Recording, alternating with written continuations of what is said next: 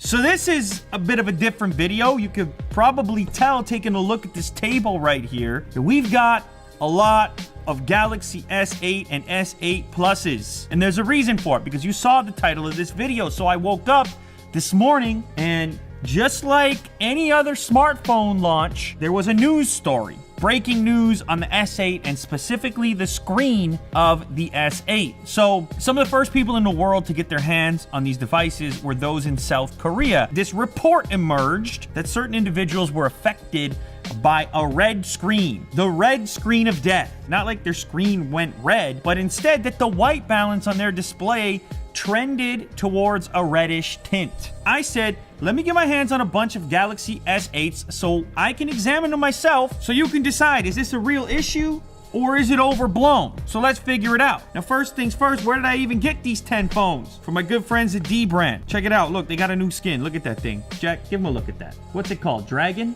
It's unbelievable. So Dbrand brought these over so I could do this test and inform the world and hopefully put this thing to rest. I don't know, we'll find out. So you've been looking at these displays for a while now, and it might be hard for you to even distinguish any difference at all through the screen that you're watching this. It kind of reminds me a little bit of when I do headphone videos. You're relying on my reaction because you can't hear what I'm hearing. But in this case, at least we have some form of visual representation. Now, the reason that I'm booted into this screen right here is so that you can see that none of the color balance settings have been modified. This is the stock adaptive display setting out of the box with the default resolution. Now, to my eyes, I can see ever so slight discrepancies between some of the displays that look a little bit more reddish than others. This is not a gigantic sample size.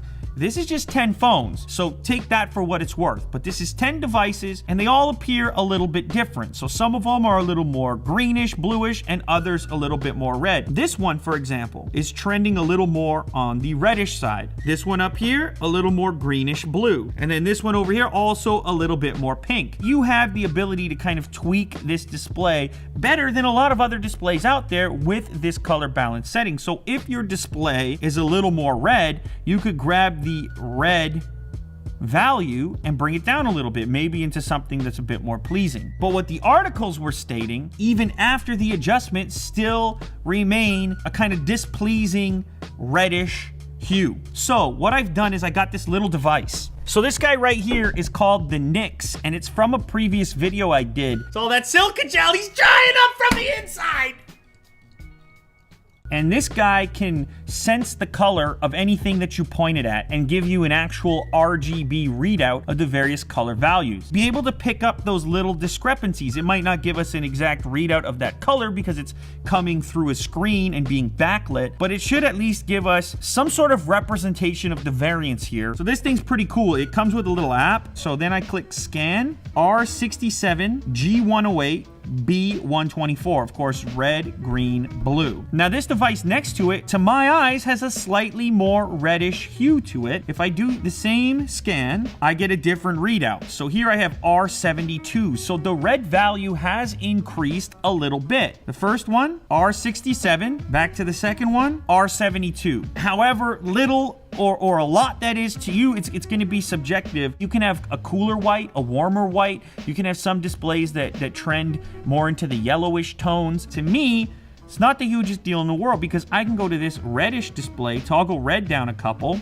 and what can we do? We could go from 72 to 69. Now, what Samsung has said is that they are going to release a software update which will likely give you a few more stages on this color balance tool here to potentially push the red back even more if it happens to be something that's bothering you. There will be a discrepancy in all displays. It has to do with the manufacturing process and how difficult it is to get absolutely even tones across the board when it comes to OLED panels. That said, looking at 10 devices here, I have to say I'm pretty impressed with how close they all are. Even my little device here senses very little variation from one to the next. R68, R71, R68, R68, R67, R69, R70. Basically, every single display here fits between R68 and R72. But of these 10 devices, I think myself and you as well, you would be happy to use any of these, and you probably wouldn't grab any of them and say, hey, what's up with this red display? So if you were at all concerned about possibly bumping into a red display issue as a potential Galaxy S8 buyer, I don't think you're gonna bump into it.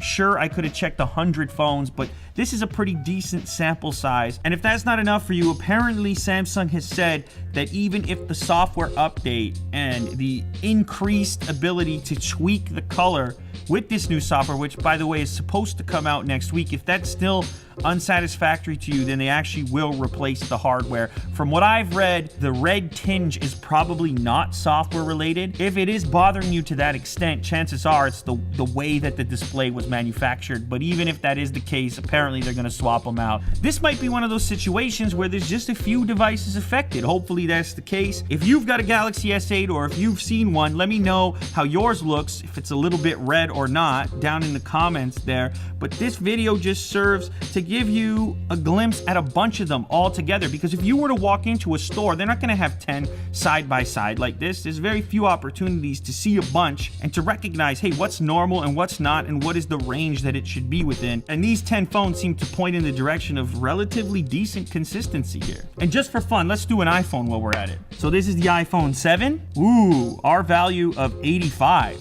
So there you go. If you always wanted a reddish display, and here's the 7 Plus, R88. So you want to talk about red-ish displays. The iPhone products not only trend a little bit more red, but they're not even identical between both models here. Here's one more iPhone 7 Plus. If you missed this video, look at that. 24 karat gold. 87.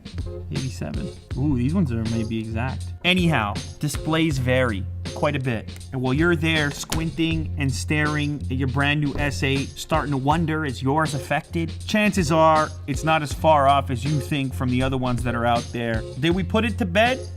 Maybe not. Maybe a bunch of red displays emerge. Maybe we just put it to rest for now. I don't think you're gonna have to worry about it.